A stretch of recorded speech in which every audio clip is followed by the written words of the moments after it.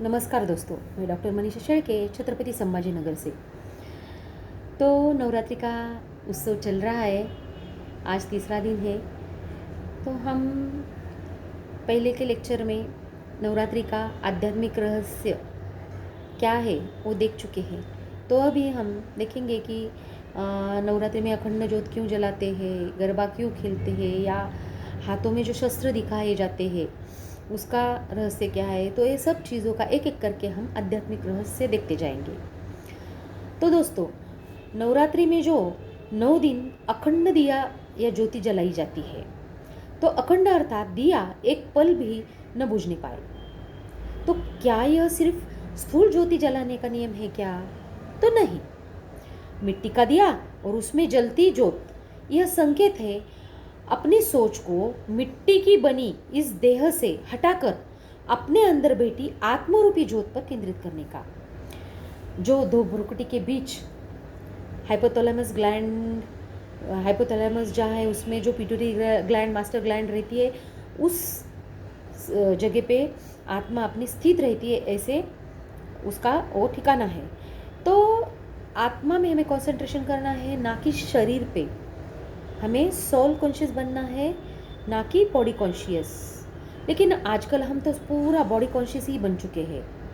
हम आत्मा ही भूल चुके हैं। जन्मों जन्म एक से दूसरे से तीसरे शरीर बदलते जाएंगे, स्त्री पुरुष ऐसे बदलते जाएंगे, लेकिन आत्मा एक ही रहेगी।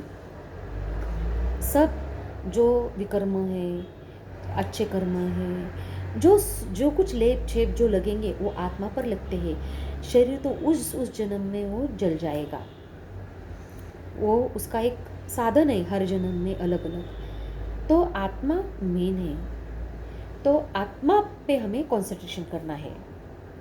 अर्थात इन 9 दिनों में हम हर एक पल भी न भूले कि 5 तत्वों से बने शरीर रूपी दिए में हम आत्मरूपी ज्योत विराजमान है। और यह 9 दिन इस दिए में सच्चे ज्ञान का घृत डालकर आत्मरूपी ज्योति को हर पल प्रज्वलित करना है। तो सच्चा ज्ञान डालना बहुत जरूरी है। फिर हम सुख, शांति, प्रेम, आनंद, सहयोग आदि किसी से लेने वाले नहीं, बल्कि सबको देने वाला देवता या देवी बन जाएंगी, क्योंकि ये सब चीज़ें हमारे अंदर आ जाएंगी और हम देने वाले देवी देवता बन जाएंगे। अब दोस्तों देखेंगे कि हाथ में अस्त्र शस्त्र या चित्र में देवियों को हिंसक क्यों दिखाते हैं।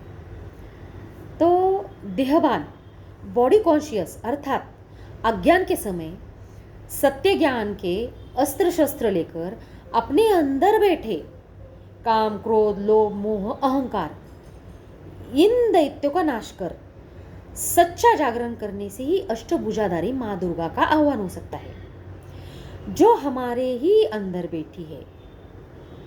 माँ तो प्रेम का स्वरूप होती है। वह न तो हिंसा कर सकती है और न ही हिंसा सिखा सकती है। वह किसी को मार नहीं सकती, लेकिन उसे तो चित्रों में हिंसक दिखाया जाता है, जिसका अर्थ है ज्ञान को जीवन में प्रयोग करके अपनी कमजोरी रूपी दैत्यों का नाश करना। लेकिन इन दैत्यों का नाश और अपनी सुप्त दिव्यता का जागरण तभी संभव है जब हम व्रत अर्थात कुछ प्रण लेते हैं। यह व्रत केवल खाने पीने का ही नहीं है, बल्कि सात्विक दिनचर्या, सात्विक मनचर्या बहुत इंपॉर्टेंट है।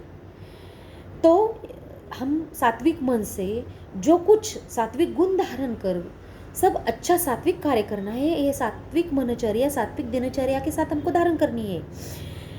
और ये इसके साथ खाने पीने, सोने, जागने, सोचने से सही तरीके अपनाने हैं सबके। और शरीर से और मन दोनों से हमें स्वस्थ होना है और मनोबल बढ़ाना है, और इससे ही हम सुखी और संपन्न बनते जाते हैं। तो दोस्तों, अब देखेंगे कि गरबा नृत्य का रहस्य क्या है। तो नवरात्रि में गरबा नृत्य करना परस्पर सहयोग और एकमत होने का यादगार है। विचारों में तर्क, वितर्क या विरोधाभास देहभान के कारण होता है।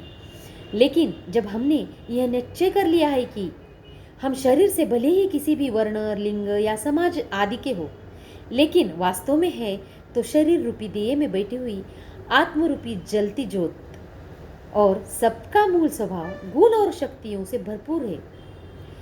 सब में कोई ना कोई विशेषता है। तो बाहरी मन मुटाव या भेदभाव सब मिथ्या है। अतः नवरात्रि में ज्ञान द्वारा सच्चा जागरण हमें एक दूसरे के साथ संस्कार मिलाने, प्रेम भाव से रहने और रिश्तों में सच्चा प्रेम भरना सिखाता है, जिससे जीवन के हर पल में मधुर स्वभाव और संस्कारों का रास होने लगता है। गरबा नृत्य इसी दिव्य रास का यादगार है। धन्यवाद।